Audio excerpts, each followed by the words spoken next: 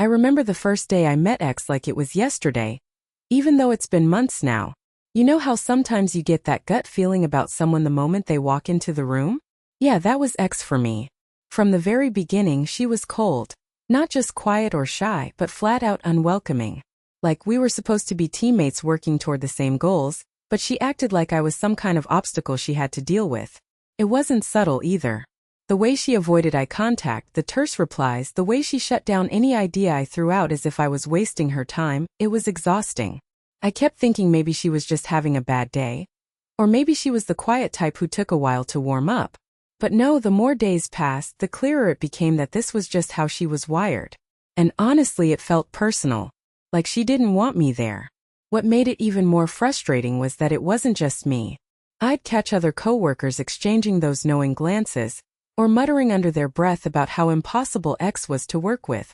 People whispered that she had a reputation, which I guess I was starting to understand firsthand. They said she was ambitious but in a toxic way, always tearing others down to lift herself up. I wanted to give her the benefit of the doubt, but the signs kept piling up. One of the worst parts was how X constantly challenged every decision I made. If I suggested a new approach or tried to organize something differently, she was there to question it. Not in a productive way, mind you, more like she was intentionally undermining me. Sometimes she'd contradict me in front of clients or other team members, not offering alternatives but just saying things like, "That won't work," or, "I don't think that's the best idea." I started to dread those moments because it felt like she was setting me up to fail, making me look incompetent. I remember one afternoon when we were wrapping up a project proposal. I had spent hours putting it together with the team, making sure every detail was covered. Then X swooped in during a team review and began nitpicking every little thing. It was as if she wanted to pick a fight. She questioned my data sources, my choice of vendors, even the font I picked. The rest of the group looked visibly uncomfortable, and I was stuck trying to explain myself while she just stared at me like I was clueless.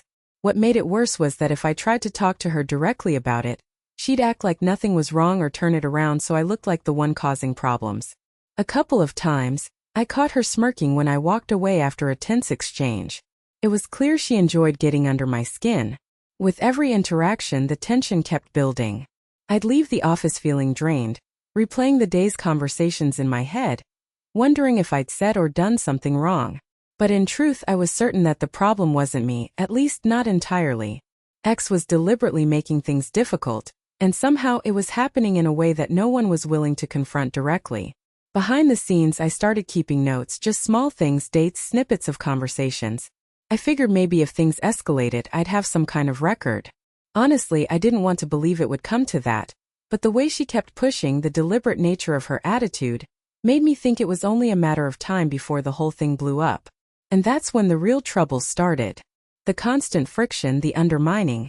It all came to a head during one particularly important meeting. The kind of meeting where you're expected to show you're all on the same page and working as a team. But with X, that was impossible. At that moment, it hit me. This wasn't just going to be a rough patch.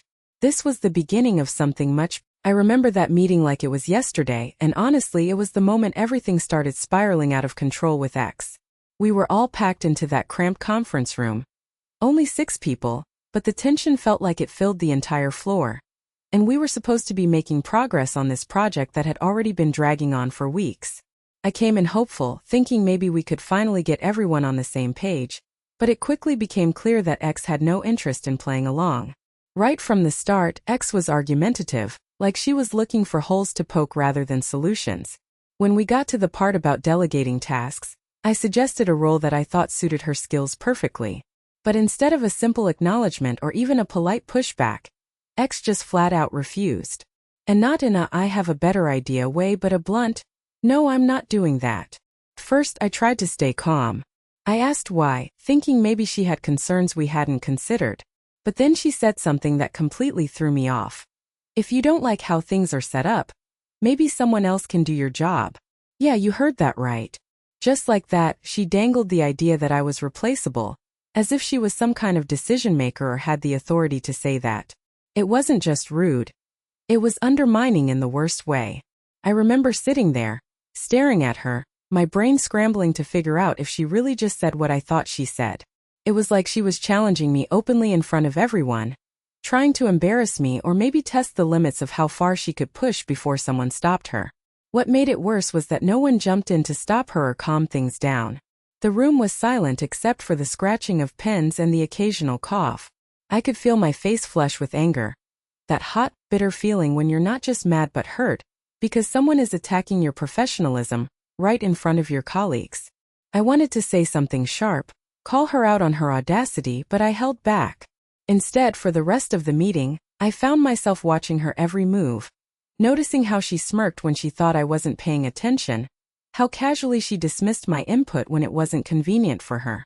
She was playing a game, and I wasn't sure if I even knew the rules. By the time we wrapped up, I was seething inside but also feeling completely drained. The project that was already stressful now felt like a war zone, and I was stuck in the middle of it. Walking back to my desk, I kept replaying that moment, the implication that I could be replaced by anyone, like I didn't matter, like I was just a disposable piece in the company machine. It wasn't just about one rude comment anymore. It hit me that this wasn't a simple clash of personalities. It was a pattern. X had been acting like this for weeks, undermining me in meetings, ignoring emails, taking credit for my ideas, and making snide remarks that left me second-guessing myself.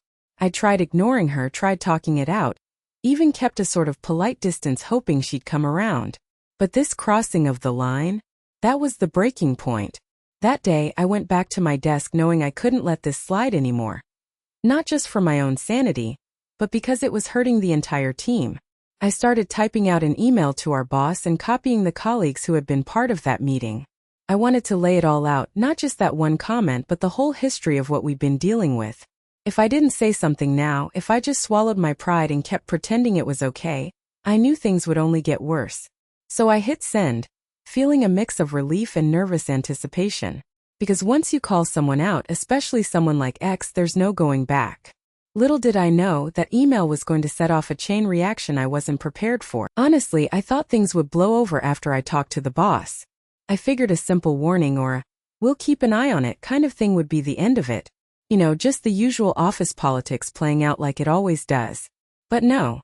What actually happened caught me completely off guard. And let me tell you, it was way more dramatic than I ever imagined.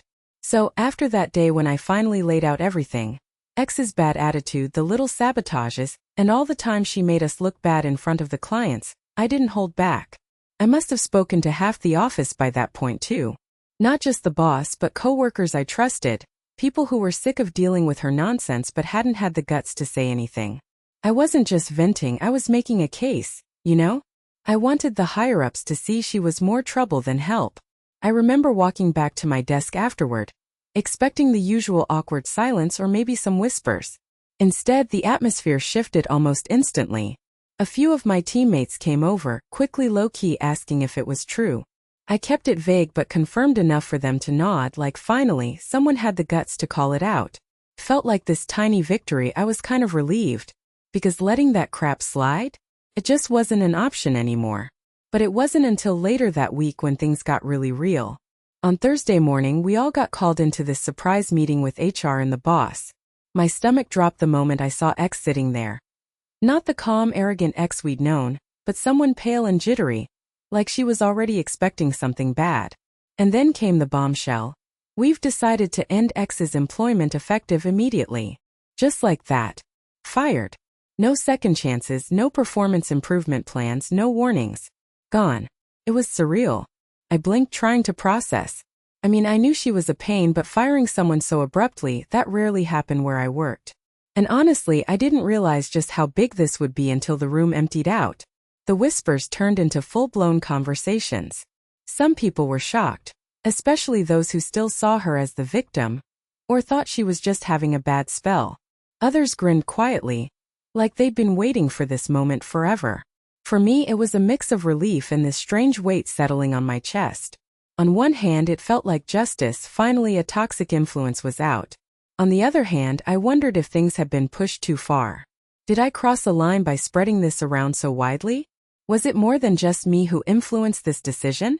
To what extent had I played a part in ending someone's career? And then there was the ripple effect. Without X, our team felt different. The daily tension we'd gotten used to was suddenly gone.